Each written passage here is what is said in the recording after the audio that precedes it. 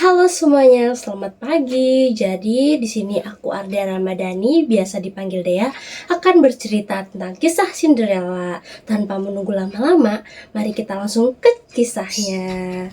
Alkisah, hiduplah seorang gadis cantik dan baik bernama Cinderella.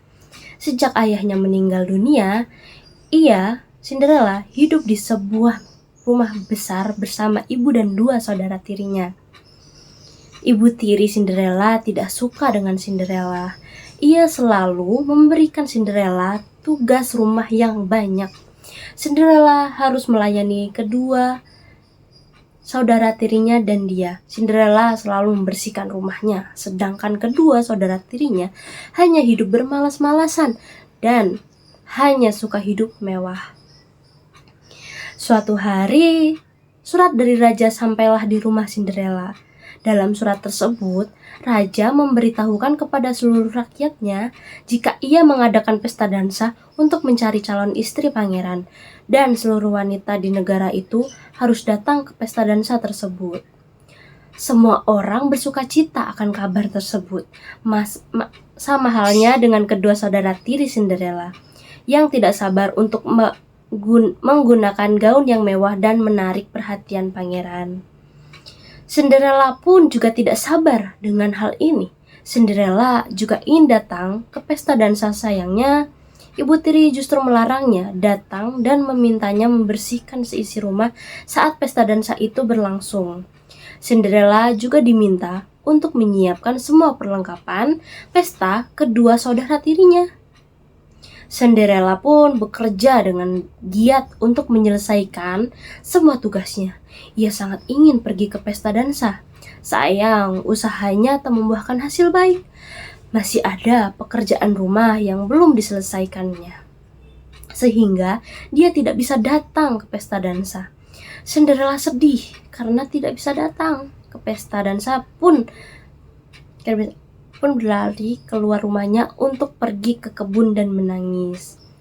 Tidak ada keinginanku yang terkabul, kata Cinderella. Itu tidak benar. Tiba-tiba terdengar suara di dekat Cinderella. Ia lalu menoleh dan melihat seorang wanita kecil dengan tongkat sihir tersenyum kepadanya, yang ternyata adalah ibu peri. Ibu peri menggunakan tongkat sihirnya dan mengubah labu menjadi kereta kencana yang indah. Ia juga mengubah penampilan Cinderella. Cinderella tampil begitu cantik dengan gaun berkilau berwarna biru muda dan sepatu kaca. Melihat penampilannya, Cinderella begitu bahagia dan tidak sabar untuk datang ke pesta dansa. Sebelum pergi, ibu peri berpesan kepada Cinderella bahwa sihirnya hanya tahan sampai tengah malam dan dia harus segera kembali pulang. Cinderella tiba di istana. Ketika Cinderella sampai, semua mata tertuju hanya padanya.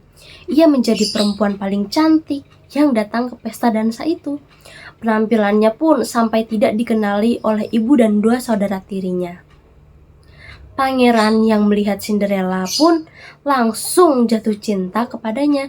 Ia lalu mendekati Cinderella dan mengajaknya berdansa, membuat semua perempuan yang hadir cemburu.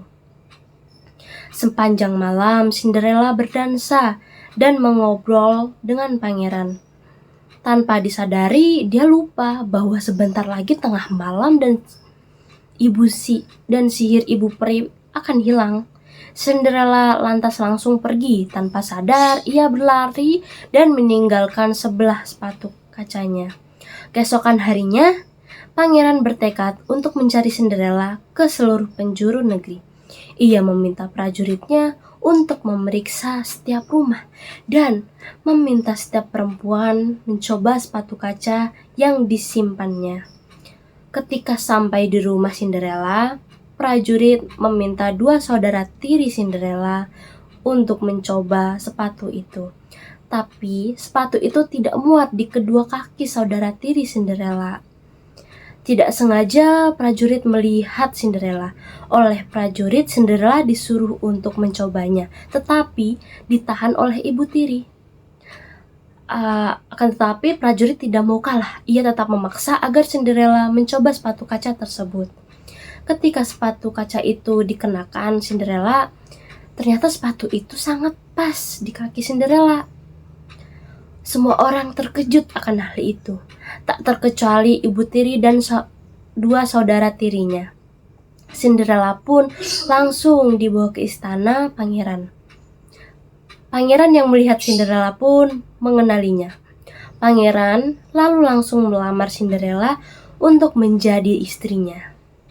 Akhirnya, pangeran dan Cinderella menikah dan hidup bahagia bersama. Pesan moral atau amanat yang dapat diambil dari kisah Cinderella adalah: pertama, berbuat baiklah kepada semua orang.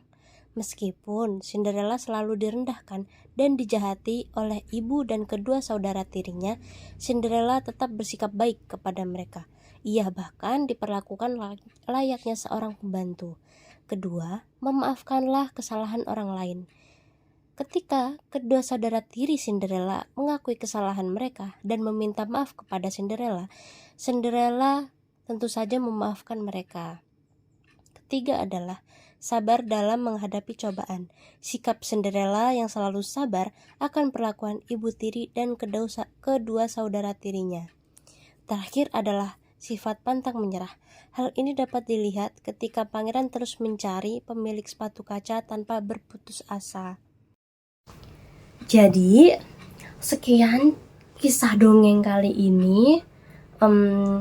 Semoga nanti kita bisa bertemu di video-video selanjutnya.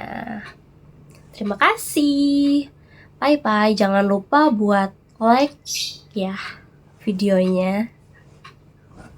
Bye-bye.